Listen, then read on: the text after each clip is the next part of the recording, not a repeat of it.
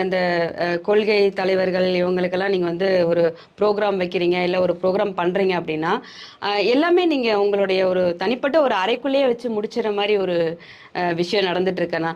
இதை ஏன் நீங்க வந்து பப்ளிக்குக்கு எடுத்துட்டு வர மாட்டேங்கிறீங்க? நீங்க பப்ளிக்கு வாங்கண்ணா. நீங்க பப்ளிக்ல வந்து நீங்க என்ன செய்றீங்கன்னு நினைக்கிறீங்களோ அதை வந்து பகிரங்கமா ஒரு நல்ல ஒரு பாரபட்சம் இல்லாம நீங்க நின்னு பண்ணுங்கண்ணா. ஏன்னா அப்பதான் நீங்க யாருக்கு என்ன பண்றீங்க அப்படிங்கறது தெரியும். ஒரு போட்டோக்கு மாலை போடுறப்ப நீங்க மட்டும் தானே போறீங்க, உங்களை சுத்தி யாருமே இல்ல. அப்ப ஒரு வீடியோக்காக நீங்க ஒரு போட்டோ எடுத்து மாலை போடுறது, இது வந்து ட்ரெண்டிங் அரசியல் மாதிரி இருக்குண்ணா.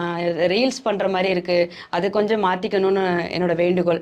அதே மாதிரி நீங்க வந்து முழுக்க முழுக்க மக்களை நேர்ல சந்திக்கிறப்பதானா உங்களுக்கான எந்த விஷயமும் நீங்க உங்க கண்ணு முன்னாடி பார்க்க முடியும். எது உண்மை, எது பொய், எது நடக்க போகுதுங்கிறதே உங்களுக்கு அப்பதான் தெரியும். அது வரைக்கும் உங்களுக்கு தெரியறதுக்கான வாய்ப்புகள் கம்மி தான். ஏன்னா நீங்க இன்னைக்கு